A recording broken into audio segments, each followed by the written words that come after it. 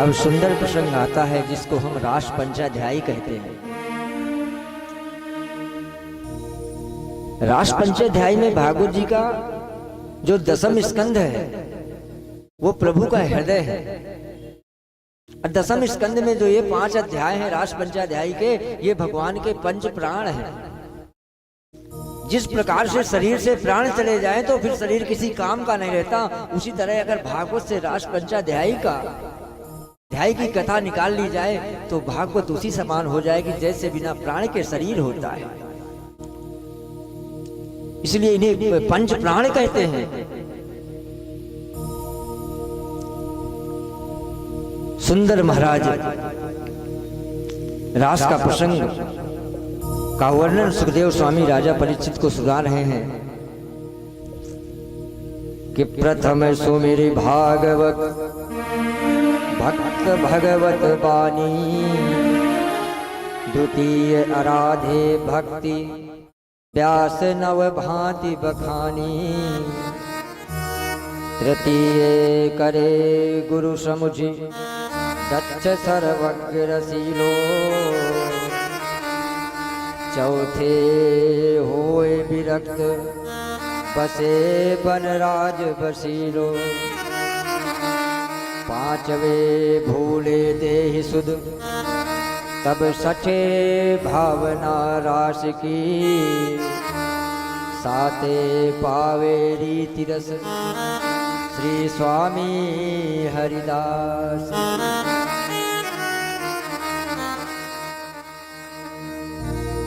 अब महाराज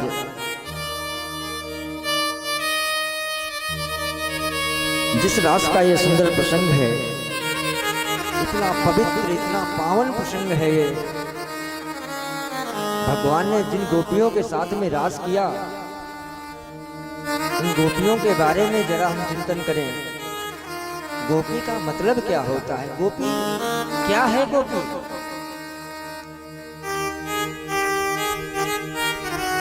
गोपी इंद्रिय कृष्ण रस पिबति गोपी, जो प्रत्येक इंद्रियों से कृष्ण रस का पान करे वही तो गोपी है। गोपी कोई शरीर नहीं है। वृंदावन में तो बड़े बड़े दाढ़ी वाले बाबा भी गोपी बनकर घूमते हैं। बोले महाराज हम तो गोपी भाव से भगवान का चिंतन करते हैं,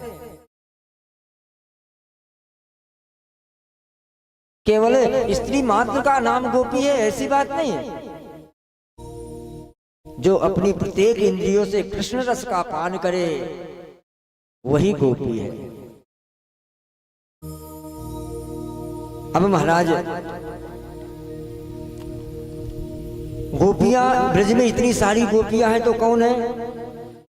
बोले जब भगवान श्री राम 14 वर्ष के लिए वन में गए तो मेरे रघुवर ने जब दंडक वन से मेरे प्रभु निकलने लगे तो दंडक वन में वास करने वाले जितने भी दाढ़ी वाले संत हैं उन संतों ने भगवान श्री राम के सौंदर्य को देखा और मन में इच्छा हुई अगर हम गोपी बनकर इनकी सेवा करते तो कितना सुंदर होता। तो वही दंडक बन के सभी संत ही गोपी बनकर आज ब्रज में आए हैं। अब महाराज जब समुद्र मंथन में जब मंदराचल पर्वत जब नीचे जाकी ओर धंसने लगा, उस समय भगवान ने जब कछुआ का रूप लेकर के पर्वत को महाराज नीचे से रोका, नीचे जाने से, तो जितनी भी वहां मत्स्य कन्याएं थी उनके मन में भाव हुआ कि अगर हम गोपी बनकर इनकी सेवा करें तो कितना सुंदर होता। तो आज वही मत्स्य कन्याएं भी यहाँ ब्रज में गोपी बनकर के आई।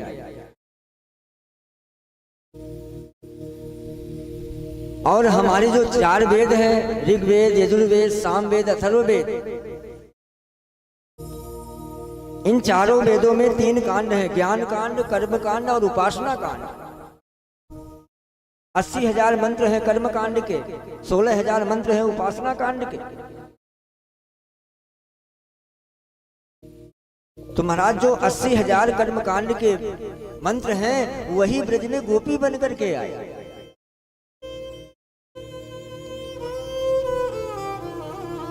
अलग अलग विभाग हैं गोपियों के, श्रुति रूपा, मुनि रूपा, साधन सिद्धा, स्वयं सिद्धा, 10 दैत्य कन्या, मत्स्य कन्या, ये सब गोपियों के रूप हैं। भले ही ये लीला के लिए ब्रज में किसी की बेटी, किसी की पत्नी बनकर के आई, लेकिन इनका मुख्य उद्देश्य है कन्हैया के चरणों में प्रीति, कन्हैया के चरणों में प्रेम। अब महाराज, आज सुंदर शरद पूर्णिमा की रात्रि है। मेरे कृष्ण ने आज वेणु का निनाद किया। मेरे कृष्ण ने कलकल निनादनी यमुना के किनारे जाकर के आज वेणु का निनाद किया है। जैसे ही मेरे गोविंद ने मुरली का निनाद किया। अब एक विचित्र बात, ब्रज में कृष्ण एक है, मुरली एक है, मुरली को बजाने वाला एक है,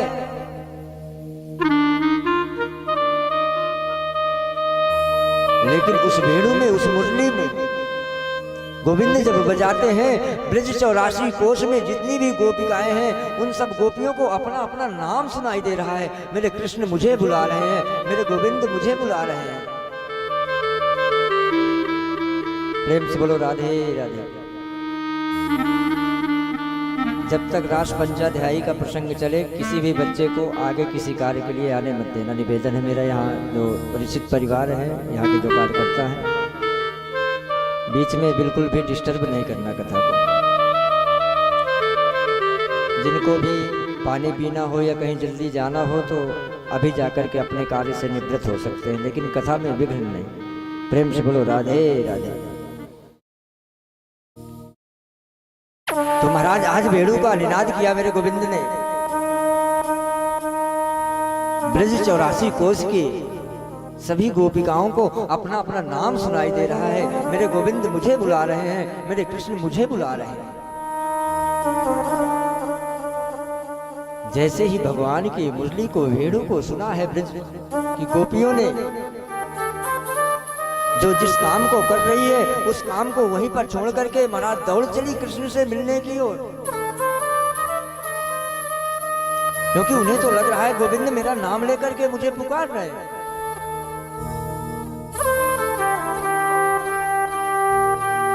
एक गोपी महाराज घर में जाकर के संध्या के समय सोहनी लेकर के गैया मैया का दूध निकालने जा रही थी, लेकिन जैसे ही वेणु को सुना, अरे गोविंद मुझे बुला रहे हैं, मटकी को कब कहां पटक दिया पता नहीं, और जल्दी कृष्ण से मिलने के लिए। एक गोपी घर में गोबर का चौका लगा रही थी, उसने बंसी सुनी और उसे लगा कि गोविंद मेरा नाम पुकार रहे हैं। वहीं पर महाराज हाथ वाथ धुला भी नहीं और गोबर लगाए हाथ में चल दी। कोई कोई गोपी तो संध्या के समय में अपना श्रृंगार कर रही थी महाराज। श्रृंगार की कौन सी चीज कहाँ लगानी है सुध नहीं है, होश नहीं है। आंखों की चीज होठों पे लगाई, होठों की चीज आंखों पर लगाई, और जैसे भी उल्टा सीधा बना महाराज लगाकर चल दी कृष्ण से मिलने के लिए। मेरे कृष्ण मुझे पुकार रहे हैं, मुझे पुकार रहे हैं।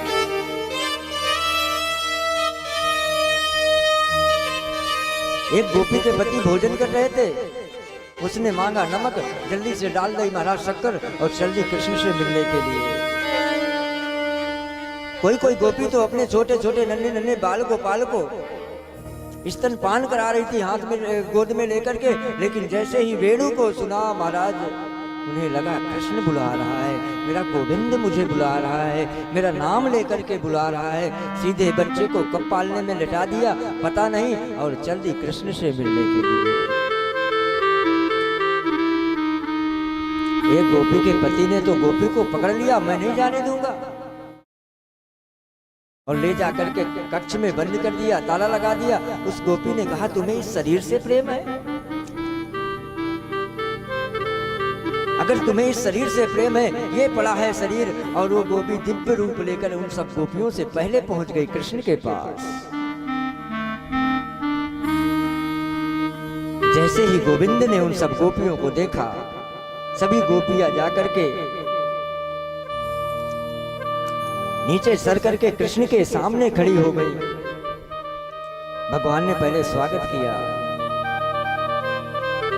स्वागतम वो महाभागः प्रियं किं करवाणि वा ब्रजस्यानामयं कश्चित् ब्रूतागमन कारणम्। जैसे ही सब गोपियां वहां पर पहुंची, पहले गोविंद ने स्वागत किया, स्वागतम सुस्वागतम, आप आई हैं, मैं आपका स्वागत करता हूं। लेकिन स्वागत करते करते करते मेरे गोविंद ने पूछ लिया, ब्रूतागमन कारणम, यहाँ आने का कारण क्या है, क्यों आई हो देवियों? अब तो मानो गोपियों के हृदय से महाराज शरीर से प्राण ही निकल गए हों। कुछ बोलती नहीं, एक दूसरे की मुंह की ओर देखती हैं, कहती हैं ले सुन लो। पहले तो वेणु का निनाद किया, उस वेणु में हमारा नाम लेकर के हमें बुलाया, और जब हम आ गए तो पूछते हैं, जब हम आ गए तो स्वागत भी किया कि मैं आपका स्वागत करता हूं, और जब हम आ गए तो पूछते हैं स्वागत करते करते, ब्रूतागमन कारणम, यहाँ आने का कारण क्या है, क्यों आई हो यहाँ? एक बात बताऊं, किसी को पहले आप अपने घर में बुलाओ कि आइए आपका निमंत्रण है, आपको आना है, और जब वो आ जाए तो आप उससे कहो कि क्यों आए हो। यही हाल गोपियों के साथ में हुआ। गोपियों को लगा कि पहले तो बंसी में नाम पुकारा हमारा, हमें बुलाया, जब हम आ गए तो स्वागत भी किया, और स्वागत करते करते पूछ रहे हैं क्यों आई हो यहाँ, क्या काम है, आने का कारण बताओ। नीचे सर है, स्तब्ध है, मौन है, पैर के अंगूठे से मानो पृथ्वी को कोस रही है। अरे पृथ्वी माता, ये कैसा है, पहले बुलाता है फिर बाद में कहता है क्यों आई हो। जब गोपियों ने कुछ उत्तर नहीं दिया, गोविंद ने कहा, अरे देवियों, विरजन्ने सा घोर रूपा घोर सत्व निसेविता। घोर रूपा ये रात्रि, ये कितनी घोर रूपा रात्रि है, और इस रात्रि में तुम चली आई देवियों सबका छोड़कर मुझसे मिलने के लिए। अरे जरा सा बंसी क्या सुन ली और सीधे सब कुछ छोड़ करके मुझसे मिलने के लिए चली आई, ये अच्छी बात नहीं है, जाओ लौट जाओ। जब इतने पर भी गोविंद गोपियों ने कोई जवाब नहीं दिया, अच्छा अब समझा, तुम यहाँ जो है ये रात्रि, ये वन जंगल देखने आई हो ना, देख लिया ना। अरे 2 मिनट है, 5 मिनट है, 2 मिनट है, 5 मिनट है, 1 घंटा 10 घंटा एक ही बात है, जाओ लौट जाओ। कि दृष्टम वनम कुसुमितम राकेश कर रंजितम। कितना सुंदर ये वन है, देख लिया ना, जाओ। अरे इस वन में शेर आदि भालू आदि हिंसक जीव भी रहते हैं, जरा सी मुरली सुन ली, सब दौड़ी चली आई, जाओ लौट जाओ। गोपियों ने कोई जवाब नहीं दिया। जब गोपियों ने कोई जवाब नहीं दिया तो भगवान कहते हैं, अच्छा अब समझा देवियों, तुम कुछ बोल भी नहीं रही हो और लौट कर अपने घर भी नहीं जा रही हो। क्या तुम्हारे पति सुंदर नहीं है? अरे देवियों, पति कैसा भी हो, लेकिन पत्नी को अपने पति का त्याग नहीं करना चाहिए। पति अभागा हो, मंद बुद्धि हो, निर्बल हो, रोगी हो, कदाचित वृद्ध भी हो चुका हो, लेकिन पत्नी को पति का त्याग नहीं करना चाहिए। जाओ लौट जाओ। भगवान ने गोपियों को उदाहरण भी दे दिया। बोले एक पतिव्रत प्राणा पत्नी थी, गरीब परिवार था। उसका पति नित्य जंगल से लकड़ी काट करके लाता और उस लकड़ी को बाजार में बेचता। उससे जो भी धन मिलता उनका परिवार का पालन पोषण होता। एक दिन महाराज दोपहर का समय, उसके पति धूप ज्यादा हो गई, लकड़ी का गट्ठर लेकर के घर में आए और उस लकड़ी के गट्ठर को घर में रख दिया। घर में जैसे ही आए,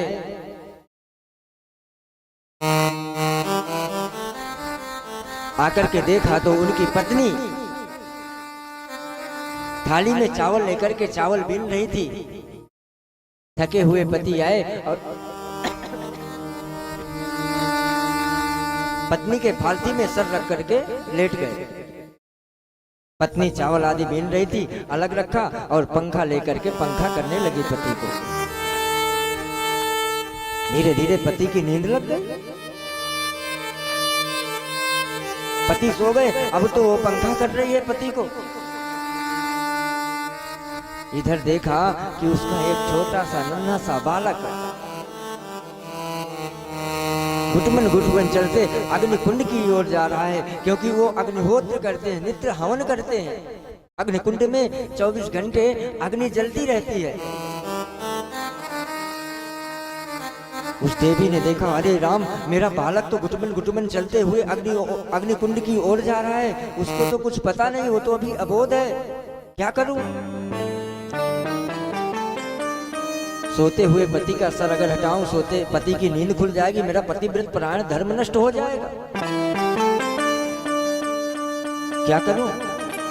अगर पति को जगाती हूं तो धर्म नष्ट हो जाएगा, पति की असमय में नींद खुल जाएगी। अगर पति को नहीं जगाती हूं तो मेरा बच्चा कहीं अग्निकुंड में ना गिर जाए।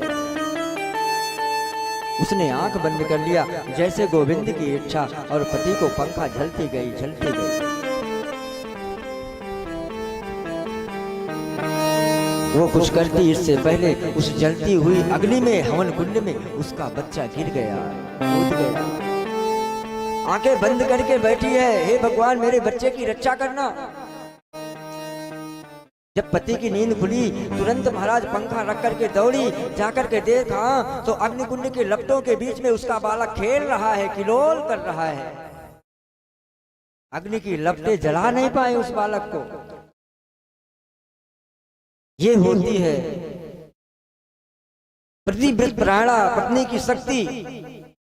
अग्नि की उष्णता शीतलता में बदल गई, उसके बच्चे को जला नहीं पाई। जरा सी बंसी सुन ली, सब चली आई मुझसे मिलने के लिए, दौड़ने के लिए। जाओ, लौट जाओ। गोपियों ने कहा, महाराज ऐसे उदाहरण तो 2-4 हम भी जानते हैं।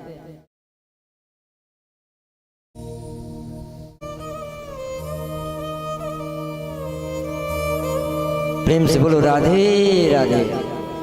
उन गोपियों ने कहा, महाराज ऐसे 2-4 कथाएं तो हम भी जानती हैं, सुनाए क्या?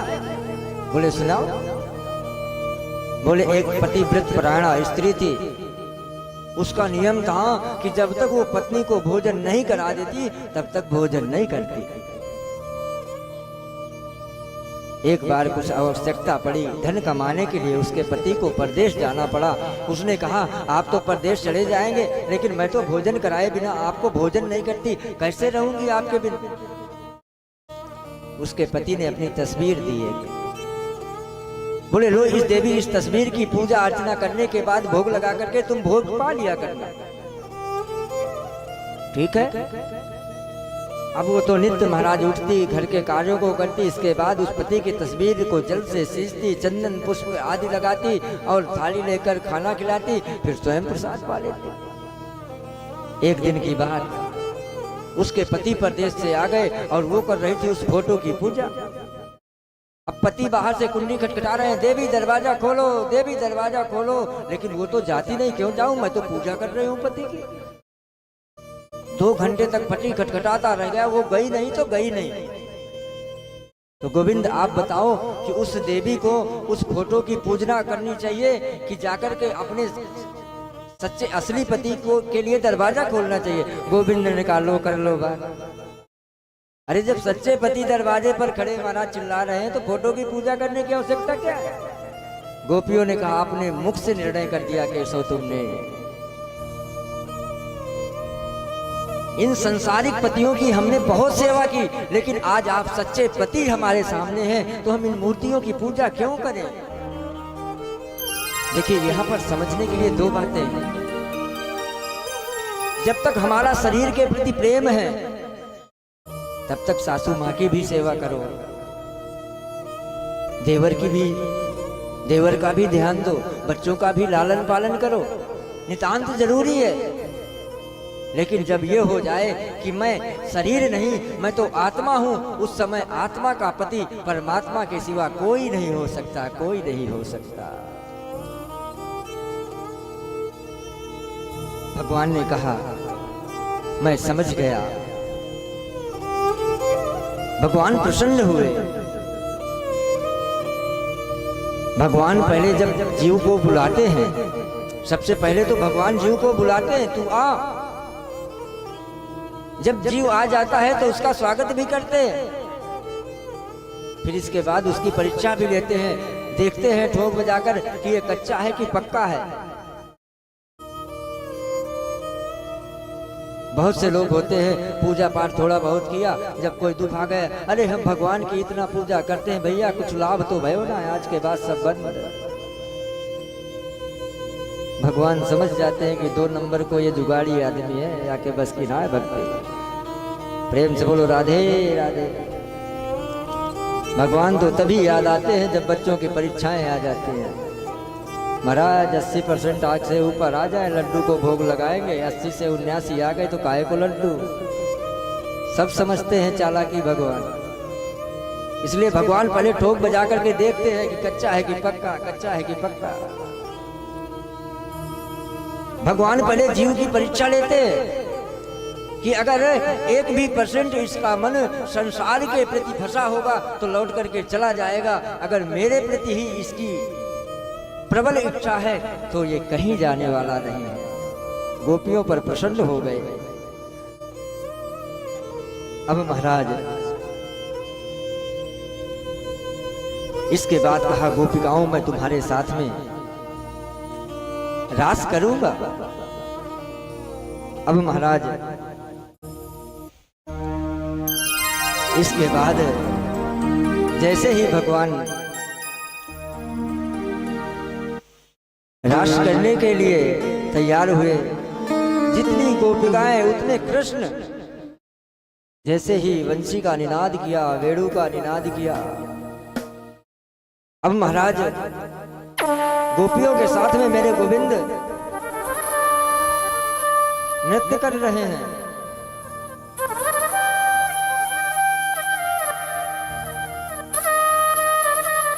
नृत्य करते करते गोपियों के मन में अभिमान आ गया।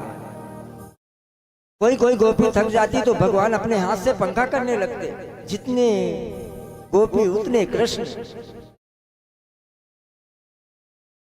कोई गोपी थक जाती, भगवान उसको पंखा करने लगते अपनी पीताम्बरी लेकर। लेकिन गोपियों के मन में अभिमान आ गया, और भगवान कहते हैं जीव के मन में जब अभिमान आ जाता है फिर मैं अपने आप को उससे दूर कर लेता हूं। गोपियों को लगा, ओहो हम इतनी सुंदर हैं, इसलिए देखो गोविंद हमारे साथ कैसे नृत्य कर रहे हैं, हम थक जाती हैं तो हमें पंखा कर रहे हैं, हम तो बड़ी सुंदरी हैं, इसलिए कृष्ण हम पर इतना मर रहे हैं। भगवान ने कहा, वही आ गया इनके मन में जो मुझे पसंद नहीं है। राधा रानी के मन में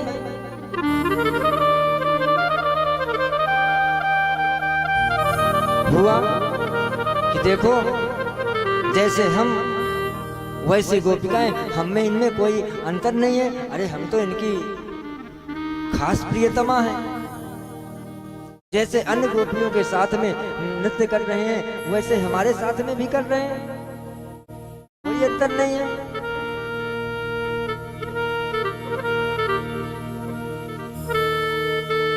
अब महाराज जैसे ही भगवान ने ये देखा, भगवान वहां से गोपियों को छोड़ करके अंतर्धान हो गए। गोपियां जैसे ही गोपियों को छोड़ करके वहां से गोविंद अंतर ध्यान हुए महाराज, गोपियों की आंखें खुल गई। अरे कहाँ गए गोविंद? राधा रानी के साथ गोविंद वहां से अंतर ध्यान हुए गए। अब तो गोपियों को बड़ा दुख हुआ। अरे राम राम, हमें मन में अभिमान आ गया तो गोविंद हमें छोड़कर चले गए। हमें अपनी सुंदरता पर अभिमान नहीं करना चाहिए। क्या करें, कैसे करें कि गोविंद हमें फिर मिल जाए? हमसे गलती हो गई, हमने अपने शरीर को सुंदर समझा, अभिमान किया जो हमें नहीं करना चाहिए था। रोती जा रही हैं, बिलखती जा रही हैं गोविंद को ढूंढने के लिए। आगे राधा रानी ने सोचा कि अगर मैं इनके साथ में रहूंगी तो अन्य गोपियाओं को इनका दर्शन नहीं हो पाएगा। राधा रानी चलते चलते गई गोविंद से, गोविंद मोते तो चलो ना जा रहा हूं। कन्हैया ने कही हम गए, वही चीज तुम में भी आ गई जो हम नहीं चाहते, तो क्या करें? बोले कंधे में ले लो। बोले बैठो। जैसे किशोरी राधा रानी कंधे में बैठने लगी, भगवान उनको भी छोड़कर वहां से अब तो गोपियां रुदन कर रही हैं, श्याम सुंदर कहाँ हो, श्याम सुंदर कहाँ हो। अब जब इतने पर भी गोविंद नहीं मिले, आगे जाकर के ढूंढती ढूंढती रोती रोती जा रही हैं। आगे जाकर के महाराज देखा तो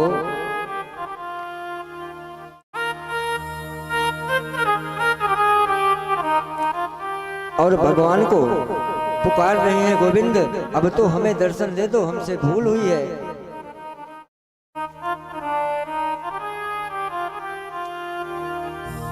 कि मुझे दे